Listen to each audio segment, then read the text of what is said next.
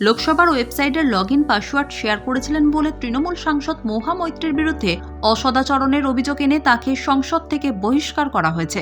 Ethics কমিটির রিপোর্টে বলা হয়েছে, এতে জাতীয় নিরাপত্তা বিঘ্নিত হয়েছে। লোকসভার গ্যালারি থেকে ঝাঁপকাণ্ডে এবার সেই প্রশ্নটাই নরেন্দ্র মোদীর দিকে ফেরাতে চাইলেন ইন্ডিয়া জোটের নেতারা। তাদের পরিষ্কার বক্তব্য, লোকসভায় যারা ঢুকে পড়েছিলেন তাদের ভিজিটর পাসের ব্যবস্থা করে দিয়েছিলেন বিজেপি সাংসদ প্রতাপ সিনহা। তাঁকে বরখাস্ত কেন করা হবে না?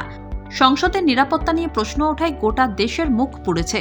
সুতরাং কেন্দ্রীয় স্বরাষ্ট্রমন্ত্রী অমিত শাহ ঘটনার দায় নিয়ে ইস্তফা দেবেন না কেন?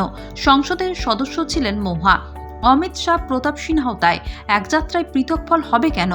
বৃহস্পতিবার বিকেলে তৃণমূল ভবনে সাংবাদিক বৈঠক করে দলীয় মুখপাত্র কুণাল ঘোষ বলেন, সংসদে ভয়ঙ্কর কাণ্ড ঘটেছে। নিরাপত্তা বলে যে কিছু নেই সেটা প্রমাণিত।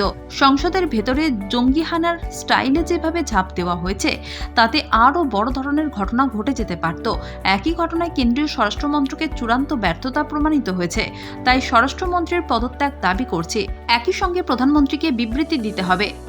মহুয়ার প্রসঙ্গ টেনে কুণাল আরও বলেন, যদি সামান্য প্রশ্নের জন্য পাসওয়ার্ড দেওয়ায় মহুয়া মৈত্রের সাংসদ পদ বাতিল হতে পারে, তাহলে যে পাশ দিয়ে দুষ্কৃতীদের সংসদের ভিতরে ঢুকতে সাহায্য করল সেই মহীশূরের বিজেপি সাংসদ প্রতাপ সিনহার বিরুদ্ধে ব্যবস্থা নেওয়া হবে না কেন? কুণাল দাবি করেছেন, নতুন সংসদ ভবনের নিরাপত্তায় বুধবার ডিউটিতে থাকার কথা ছিল ৩০১ জন জওয়ানের। কার্যক্ষেত্রে ডিউটিতে ছিলেন ১৭৬ জন। বাকিরা কোথায় ছিলেন সেই প্রশ্ন তোলার পাশাপাশি জবাবও দিয়েছেন কুণাল নিজেই।